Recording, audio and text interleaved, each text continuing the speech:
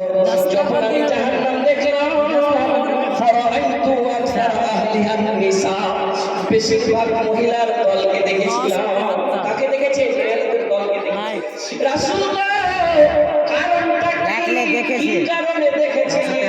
কারণে দেখেছেন কি কারণে আপনাকে জাহান্নামে বেশিরভাগ দেখেছেন? রাসূল বললেন, তোদের ভিতরে না শুকরিয়া আছে, তোদের ভিতরে লাল দান আছে, তোরা ছোট ছোট কথাকে বড় বানিয়ে দিস, তোরা অপর পুরুষের সামনে বেলুচের মতন বেশরমের মতন দিয়ে ঘুরে বেড়াস, আর স্বামী কোনো কথা যখন আদেশ করবে তার কথাকে তুমি পালন করো না, স্বামীর মনকে তুমি দুঃখিয়ে দাও, তোমার ভিতরে ইমানদার হয়েও তুমি ধৈর্য ধরতে পারো না, সেই কারণে জাহান্নামে দেখে এসেছি।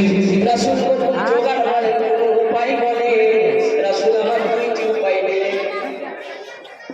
মাশাআল্লাহ নগদ করে দিয়েছে মাওলানা আজাদ সাহেব, ৫,০০০ টাকা প্রথম দান করেছে। না জানি একটা ছোট্ট বাচ্চা নামনা বাচ্চা তার মার কাছে ৫০০ টাকা দিয়ে এসেছে। মেয়েদের তরফ থেকে, মহিলার তরফ থেকে দেখেন ২০টা মেয়ের বলেছে বেশি আমি ১,০০০ টাকা দেবো। আমার খালা, আমার মাসি, আপনার এই মাদ্রাসা রিজাল্ট দেখতে পাবেন করিবুল কুরবা।